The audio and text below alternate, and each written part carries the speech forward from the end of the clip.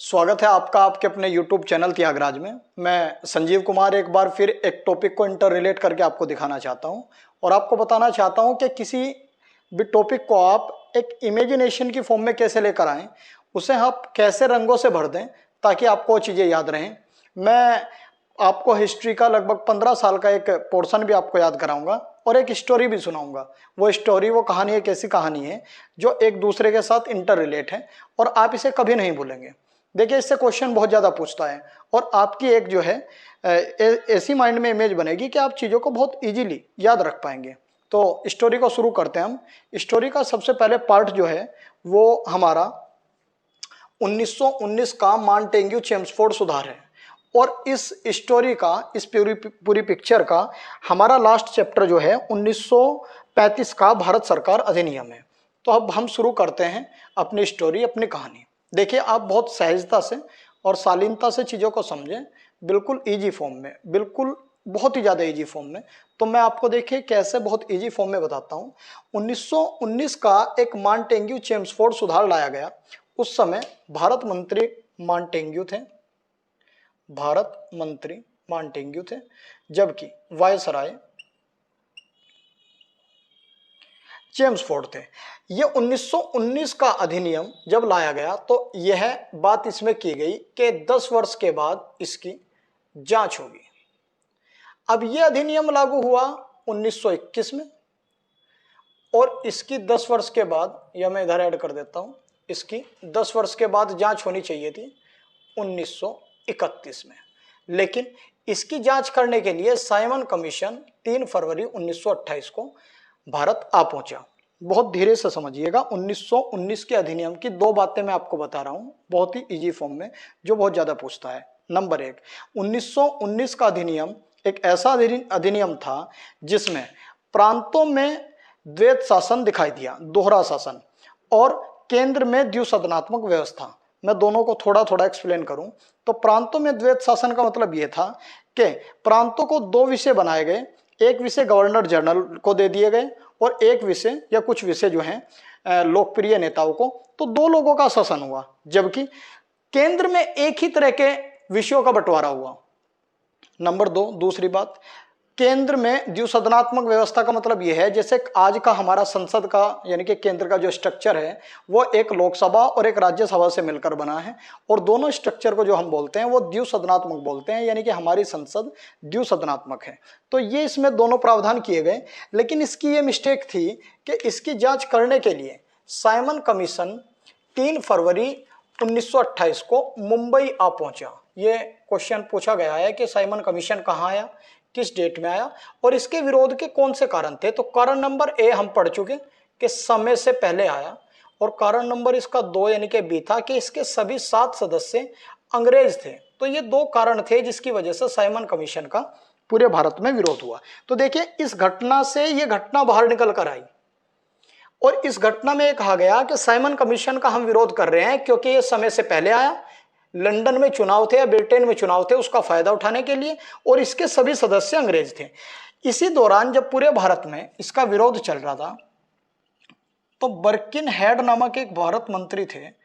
इन्होंने कहा कि आप सभी भारतीय मूर्ख हैं और अगर आप इसका विरोध कर रहे हैं तो कोई ऐसी व्यवस्था आप बनाएं जिससे सभी भारतीय सहमत हो।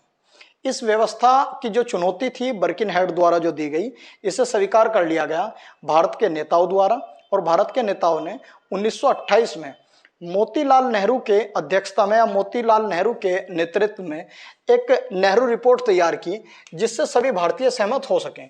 लेकिन बर्किनहेड की जो चुनौती थी वो स्पष्ट दिखाई दे रही थी क्योंकि मोहम्मद अली जिन्ना इससे सहमत नहीं थे।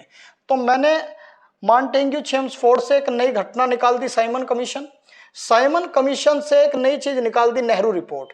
क्योंकि साइमन कमीशन का विरोध हो रहा था तो नेहरू रिपोर्ट लाई गई।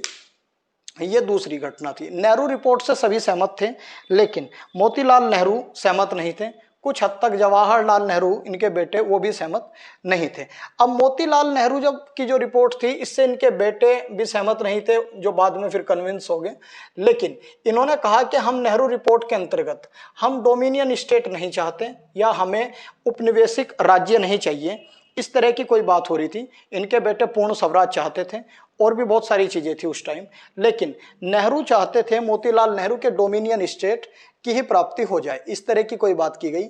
मोहम्मद अली जिन्ना नेहरू रिपोर्ट से सहमत नहीं थे, तो इन्होंने 1929 में जिन्ना ने अपनी 14 सूत्रीय मांगे पेश की। ये जो आप देख रहे हैं, ये एक एग्जाम होता है पीईटी पैट, अभी जो 2022 में पैट हुआ है, उसमें पूछा गया कि मोहम्मद अली जिन्ना ने 11 सूत्रीय मांगे कब पेश की। तो आप ध्यान दीजिएगा, 1919 के अधिनियम की जांच 31 में होनी चाहिए थी, लेकिन साइमन कमीशन 1928 में आया। साइमन कमीशन का विरोध के दो कारण, भारत समय से पहले आया और सभी सदस्य अंग्रेज। इसके विरोध में जो चुनौती बर्किन हेड ने दी, नेहरू रिपोर्ट पेश की गई। नेहरू रिपोर्ट से मोहम्मद अली जिन्ना सहमत नहीं थे, इन्होंने अपनी 14 सूत्रीय मांगे दी। नेहरू रिपोर्ट ने 1 साल का समय दिया और कहा कि या तो हमें डोमिनियन स्टेट दे दो, उपनिवेशिक राज्य, या हमें जो है डोमिनियन स्टेट दें, नहीं तो हम एक बड़ा आंदोलन मोमेंट शुरू करेंगे। ये तिथि 1928 से 1929, 31 दिसंबर 1929 के इंडियन नेशनल कांग्रेस के लाहौर अधिवेशन में ये क्या हुई, समाप्त होगी। रात के 12 बजे रावी नदी के तट पर लाहौर है, यहां इसके अध्यक्ष थे जवाहरलाल नेहरू। उन्होंने तिरंगा फहराया और कहा कि अब हमें डोमिनियन स्टेट नहीं चाहिए, अब हमें चाहिए पूर्ण स्वराज। तो ये ध्यान रखने की बात है कि जिन्ना की जो रिपोर्ट में डोमिनियन स्टेट था उसे 1 साल में ना देने की वजह से ही इस आंदोलन में हमने, या इस इंडियन नेशनल कांग्रेस के अधिवेशन में हमने अपना उद्देश्य डोमिनियन स्टेट से पूर्ण स्वराज कर दिया। एक विशेष बात मैं थोड़ा सा आपको बता दूं, डोमिनियन स्टेट क्या होता है।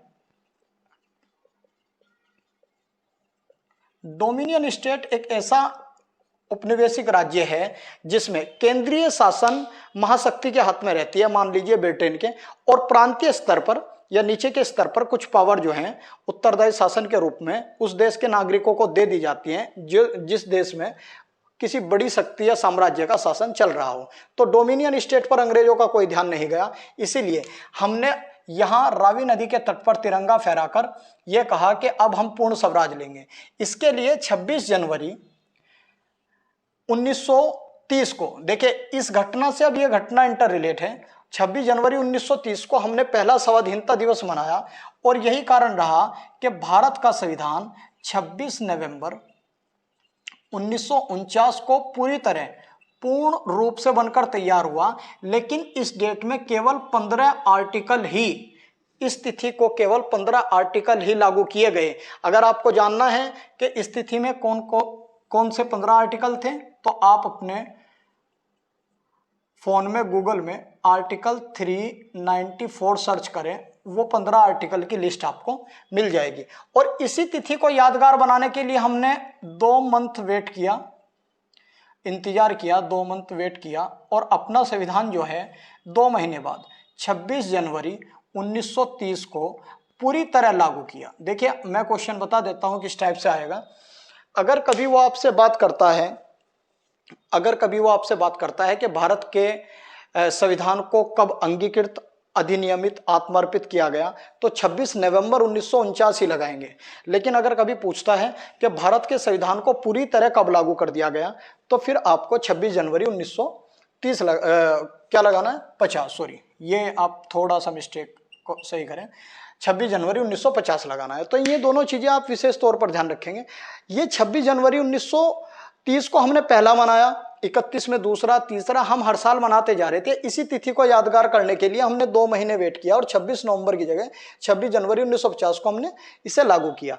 अब मैं थोड़ा सा और बता दूं कि गांधी जी ने इस दौरान 26 जनवरी केवल 4 दिन के बाद ही अंग्रेजों से कहा कि मेरी 11 सूत्रीय मांगे हैं जो इनके यंग इंडिया पत्र में छपी थी, या तो आप इन्हें स्वीकार कर लीजिए वरना मैं बहुत बड़ा मोमेंट चलाऊंगा, एक बहुत बड़ा आंदोलन चलाऊंगा।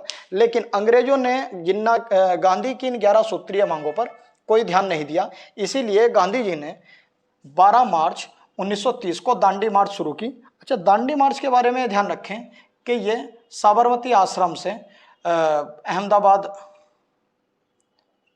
जिले से शुरू होकर और नौसारी जिला पड़ता है, दांडी में, वहां तक की यात्रा की। अगर हम इमेजिनेशन की फॉर्म की बात करें तो ये यहाँ साबरमती आश्रम से और ऐसे समुद्र के तट पर ये आए और यहाँ पर इन्होंने 12 मार्च 1931 को यात्रा शुरू की। इसे दांडी मार्च कहा गया। 78 अनुयायी इनके साथ थे। 241 मील की पैदल यात्रा की और 5 अप्रैल 1930 को ये दांडी के तट पर पहुंच गए। तो ये दांडी मार्च एक पैदल यात्रा थी जिसका उद्देश्य था एक बड़ा आंदोलन चलाना। जब ये समुद्र के तट पर पहुंच गए तो इन्होंने अगले दिन सुबह, देखें 5 अप्रैल 1930 को ये पहुंच गए और 6 अप्रैल 1930 को इन्होंने भारत का एक बड़ा आंदोलन चलाया जिसका नाम है सविनय अवज्ञा आंदोलन। यहां तक की बात अगर मैं करूं तो आप एक बार देख लीजिए कि 1919 के अधिनियम की जांच करने साइमन कमीशन आया। साइमन कमीशन के विरोध में नेहरू रिपोर्ट आई। नेहरू रिपोर्ट से असहमत होकर जिन्ना ने 11 सूत्रीय मांगे दी। नेहरू रिपोर्ट में डोमिनियन स्टेट की मांग पूरी न होने पर इंडियन नेशनल कांग्रेस के अधिवेशन में हमने पूर्ण स्वराज का लक्ष्य रखा। इसके ही कुछ दिन बाद लगभग 1 महीने के अंदर अंदर हमने 26 जनवरी 1930 को पहला आज़ादी दिवस मनाया और इसी के लिए हमने 26 जनवरी 1950 को अपना संविधान पूरी तरह लागू किया। लेकिन 26 नवंबर 1949 को हमने कुल 15 अनुच्छेद लागू किए थे। वे 15 अनुच्छेद आर्टिकल 394 में वर्णित हैं। इसके बाद जब गांधी जी ने पहला स्वाधीनता दिवस मनाया, 4 दिन बाद अपनी 11 सूत्रीय मांगे पेश की। 11 सूत्रीय मांगों पर ब्रिटिश सरकार ने कोई ध्यान नहीं दिया तो दांडी मार्च उन्होंने प्रारंभ की। दांडी मार्च जब पैदल यात्रा उन्होंने शुरू कर दी तो अगले दिन की सुबह 6 अप्रैल 1930 को उन्होंने सविनय अवज्ञा आंदोलन चलाया। देखो ये इमेजिनेशन की फॉर्म है। मैं इसलिए बात कर रहा हूं कि इमेजिनेशन की फॉर्म में हम देखते हैं चीजें जल्दी याद होती हैं, स्टेप बाय स्टेप आप जोड़ रहे हैं। कुछ ऐसा होता है कि आपने देखा होगा कि जब हम पढ़ते हैं किसी चीज को तो पढ़ते पढ़ते हम उसकी गहराई में चले जाते हैं ताकि हम उसकी इमेजिनेशन फॉर्म डेवलप कर सकें। कुछ ऐसा डेवलप करना चाहिए हमें जो औरों से अलग हो, किताब में ना हो। बिल्कुल हमें किताब का प्रिंटेड नोट्स नहीं चाहिए, हमें कुछ डिफरेंट चाहिए ताकि हम एक घटना को दूसरी घटना से जोड़कर पूरी एक कंप्लीट टॉपिक की नॉलेज ले सकें। तो आप सुबह 6 से 7 बजे 6 अप्रैल 1930 को समुद्री तट पर खड़े हैं गांधी जी के साथ और तभी आप एक नमक मुट्ठी भर ऐसे गिराते हैं और कहते हैं कि हम कोई कानून नहीं मानते। इसे ही कहा गया कि सविनय, बहुत हम्बल तरीके से, अवज्ञा यानी कि नकार देना आंदोलन, यानी कि एक ऐसा आंदोलन जो सविनय अवज्ञा आंदोलन के रूप में वर्णित था। तो मैंने यहाँ से दांडी मार्च से एक नई घटना आपके सामने मैंने रखी है और उसका नाम है कि 6 अप्रैल 1930 की सुबह सविनय अवज्ञा आंदोलन शुरू हुआ। 1930 में गांधी जी के आंदोलन को हम पूरे देश में देखते हैं। इसका इफेक्ट क्या हुआ, बहुत सहजता से कंसेप्ट समझिएगा कि भारत से रॉ मटेरियल जाता था, कच्चा माल। जब वो ब्रिटेन में जाता था तो ब्रिटेन में वहाँ जो उद्योग लगे हुए थे उस कच्चे माल से कोई ना कोई उत्पादन किया करते थे। जब वहाँ के लोग उत्पादन करते थे तो वहाँ के लोगों को रोजगार मिलता था और वहाँ की फैक्ट्री और उद्योग जो थे वो सुचारू रूप से चलते थे। जिस चीज़ का वो प्रोडक्शन करते थे, उत्पादन करते थे, वही चीज़ फिर भारत के बाजार में बिकती थी और भारत सबसे बड़ा बाजार था। तो देखिए ये चक्र था, एक कच्चा माल भारत से जाता था। मान लीजिए कपास भारत से गई ब्रिटेन, ब्रिटेन के उद्योगों ने उस कपास से कपड़ा बनाया और कपड़ा बनाते समय वहाँ की जनता और वहाँ के उद्योगपतियों को फायदा मिला, रोजगार मिला। वो कपड़ा बनकर जब तैयार हुआ तो भारत में आया और जब वो भारत में आया तो उस कपड़े के भारत में आने से यहाँ सेल हुआ तो उन्हें दोनों तरफ से फायदा हुआ। कच्चा माल भी गया, वहाँ के लोगों को उद्योग में काम करने का मौका मिला और फिर वही बाजार जो है भारत का इसके लिए यूज कर लिया गया। तो इस बात से क्या हुआ कि जब सविनय अवज्ञा हुआ तो वो विदेशी प्रोडक्शन, उत्पादन जो भारत आता था उसका गांधी जी ने बहिष्कार कर दिया, जिससे वहाँ के बहुत सारे 1/3 लगभग वहाँ के उद्योग बंद हुए। और गांधी जी ने देखा कि बहुत बुरी कंडीशन में ब्रिटेन के उद्योग पहुंच गए। ब्रिटिश परेशान इस बात से हुए कि किस तरीके से गांधी जी से बात की जाए। इसके लिए उन्होंने ब्रिटेन में एक गोल मेज बनवाई जिसे हम राउंड टेबल कॉन्फ्रेंस कहते हैं या गोलमेज सम्मेलन। 1930 में प्रथम गोलमेज सम्मेलन हुआ, लेकिन गांधी जी 1930 में नहीं जा पाए क्योंकि वे अपने सविनय अवज्ञा आंदोलन में बहुत ज्यादा संलिग्न थे, लगे हुए थे। लेकिन 1930 में जब वो नहीं गए तो ये कहा गया कि इसमें तो भारत माता आई ही नहीं। भारत माता का मतलब है कांग्रेस और कांग्रेस का मतलब था उस टाइम गांधी जी। तो ध्यान दीजिएगा कि पहले गोलमेज सम्मेलन में कांग्रेस ने हिस्सा नहीं लिया। लेकिन 1931 का साल, 30 के बाद देखिए 31 का साल, और 31 के साल के सामने हम फरवरी से मार्च तक का जो महीना देखते हैं उसे मैं अपने हिसाब से एक ब्लैक मंथ बोलता हूं, एक काला महीना बोलता हूं मैं। क्यों? क्योंकि बहुत ही खतरनाक इसमें घटनाएं हुई। जैसे 1931 की चारों घटनाएं हैं, इन्हें क्रम से जरूर लगवाता है कि कौन सी घटना कब हुई, जरा ध्यान दीजिएगा। 27 फरवरी 1931 को इलाहाबाद के अल्फ्रेड पार्क में आजाद शहीद हुए, आजाद चंद्रशेखर आजाद। 27 फरवरी से मात्र 3 और 4 7 दिन के बाद 5 मार्च 1931 को गांधी और उस समय के वायसराय इरविन के बीच दिल्ली समझौता हुआ। ये केवल 7 दिन बाद इस दिल्ली समझौते में गांधी जी ने कहा कि मैं अपना ये आंदोलन बंद कर दूंगा और विदेशी सामान का बहिष्कार नहीं करूंगा। और तीसरी बात कही कि मैं गोलमेज सम्मेलन में भाग लेने जाऊंगा। यह बात 1931 में कह रहा है, मार्च में कह रहे हैं, मार्च में। और इरविन ने कहा कि हम, ध्यान दीजिएगा बहुत गहरी बात है, आज तक इस बात पे संशय है। गांधी जी ने कहा कि हम गोलमेज सम्मेलन में भाग लेंगे, हम जो है विदेशी सामान का बहिष्कार बंद कर देंगे और हम सविनय अवज्ञा आंदोलन बंद कर देंगे। इसके बदले में इरविन ने कहा कि हम जो है राजनीतिक बंदियों को छोड़ देंगे। हिंसक बंदियों की बात नहीं की गई। हिंसक बंदियों में भगत सिंह, सुखदेव और राजगुरु थे। अगर गांधी जी उस पेपर पे ये देखते कि इसमें हिंसक बंदी नहीं है और साइन करने से इनकार कर देते तो शायद भगत सिंह, सुखदेव और राजगुरु की फांसी रुक जाती। लेकिन उसमें था कि हम राजनीतिक बंदियों को रिहा करेंगे, हिंसक बंदियों की कोई बात नहीं हुई। भगत सिंह, सुखदेव और राजगुरु ने भूख हड़ताल भी की कि हमें हिंसक बंदियों की जगह राजनीतिक बंदियों का दर्जा दिया जाए, लेकिन ऐसा नहीं हुआ। और मात्र, अब ये अंतर देखिएगा आप, मुश्किल से मैं कह सकता हूं कि 15 से 17 या 18 दिन के आसपास के बाद हम देखते हैं कि 23 मार्च 1931 को भगत सिंह, सुखदेव और राजगुरु को फांसी दे दी गई। देखिए ये पूरा महीना है, 27 फरवरी से 5 मार्च, इसकी वजह से फिर फांसी हुई, ये इंटर रिलेट है। और जब फांसी हुई तो पूरे भारत में गांधी जी का विरोध हुआ। तो इंडियन नेशनल कांग्रेस का 1931 का एक अधिवेशन आयोजित किया गया कराची में। कराची के बारे में मैं थोड़ा सा आपको बता देता हूं कि ये हमारा इंडिया है और इंडिया, ये आप देखते हैं इस तरीके से इंडिया है, ये पाकिस्तान है, तो ये कराची है।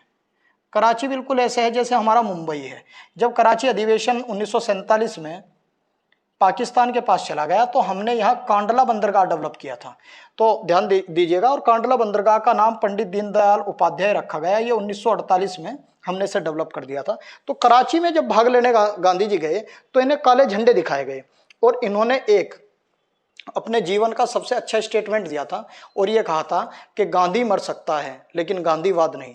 और आज तक भी वो हमें याद है। तो 1931 की ये चारों घटनाएं, ये नोटिस कीजिएगा कि 26 मार्च और 27 फरवरी से पूरे 26 मार्च यानी कि पूरे एक महीने के अंदर भारत की 4 बड़ी घटनाएं हुई और सारी घटनाएं एक दूसरे से इंटर रिलेट हैं।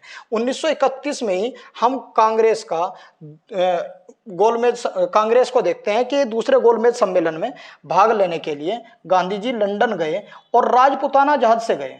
ये बहुत पूछा गया, राजपुताना जहाज से गए और गांधी जी ने देखा कि दूसरे गोलमेज सम्मेलन में किसी ने भी भारत की बात नहीं की, सब अपने अपने वर्गों की बात करने लगे। और इस चीज से गांधी जी ने आहत होकर भारत की ओर प्रस्थान किया और भारत में आकर एक बहुत अच्छा सा स्टेटमेंट दिया और कहा कि मैं अगर कुछ लेकर नहीं आया तो कुछ खोकर भी नहीं आया हूं। और गांधी जी ने 1932 में दोबारा वही अपना आंदोलन शुरू कर दिया जो आंदोलन उन्होंने 1930 में प्रारंभ किया था। जनवरी 1932 में से फिर स्टार्ट कर दिया और बिना किसी वजह के 1934 में इसे गांधी जी समाप्त भी कर देंगे। लेकिन दूसरे गोलमेज सम्मेलन में गांधी जी भाग लेने जा रहे हैं, ये ध्यान रखें, लेकिन ये भी विफल रहा।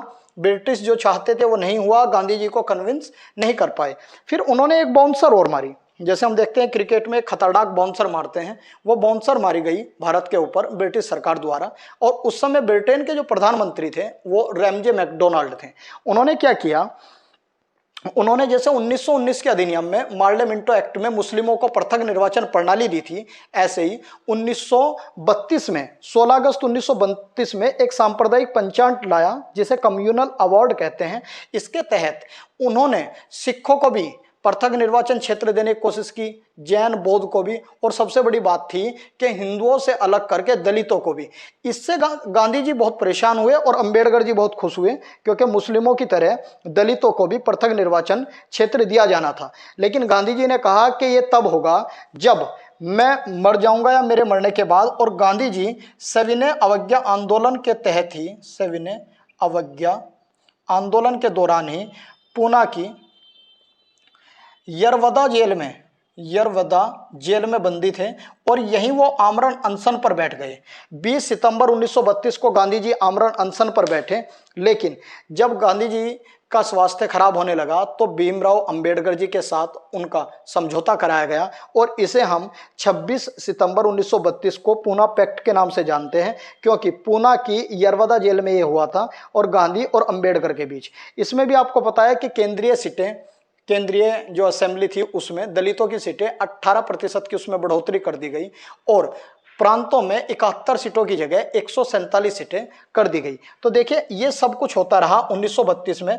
और अंग्रेजों ने अपनी तरफ से ही 1932 में तीसरा गोलमेज सम्मेलन क्या किया, आयोजित किया।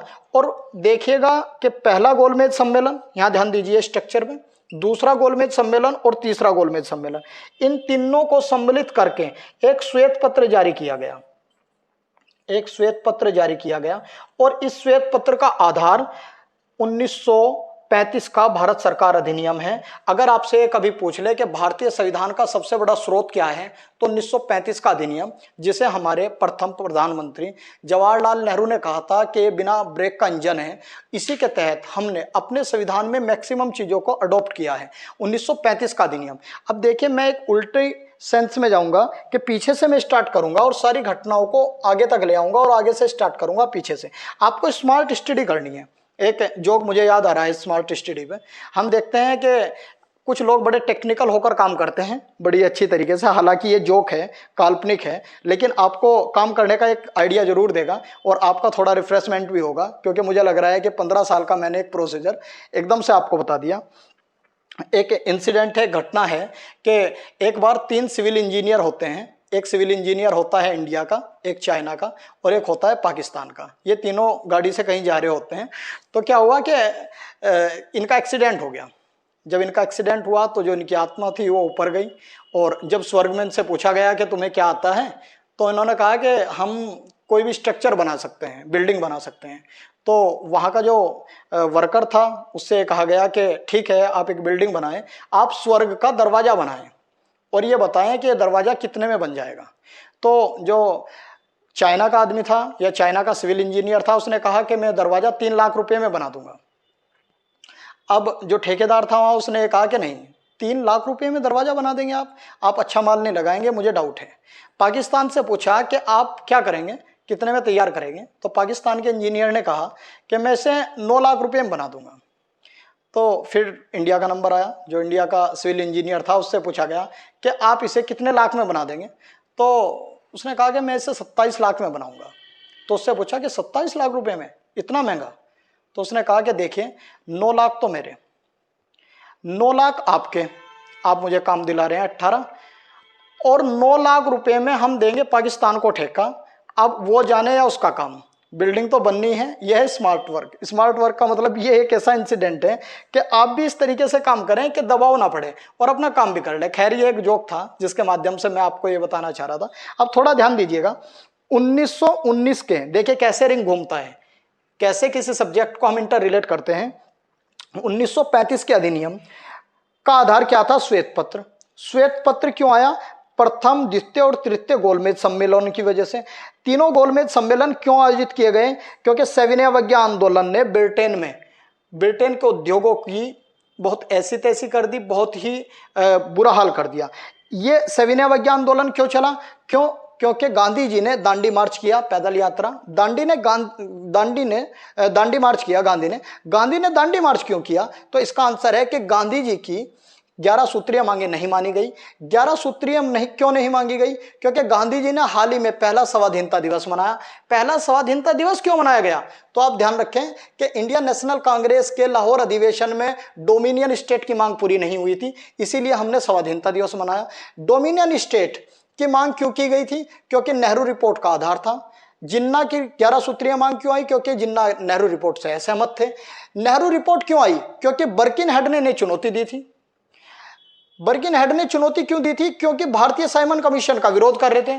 भारतीय साइमन कमीशन का विरोध क्यों कर रहे थे? क्योंकि इसे 1931 में आना था, ये समय से पहले आया और इसके सभी 7 सदस्य अंग्रेज थे, इसलिए इसे श्वेत कमीशन कहा गया। साइमन कमीशन पहले क्यों आया? क्योंकि ब्रिटेन में चुनाव थे और ये कब आना चाहिए था?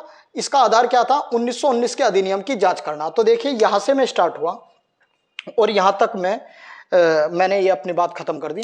एक छोटी सी बात मैं आपको 1919 और 1935 के अधिनियम की बता रहा हूं। एक बात, 1919 के अधिनियम के तहत प्रांतों में द्वैत शासन की शुरुआत की गई और केंद्र में द्विसदनात्मक व्यवस्था लागू की गई।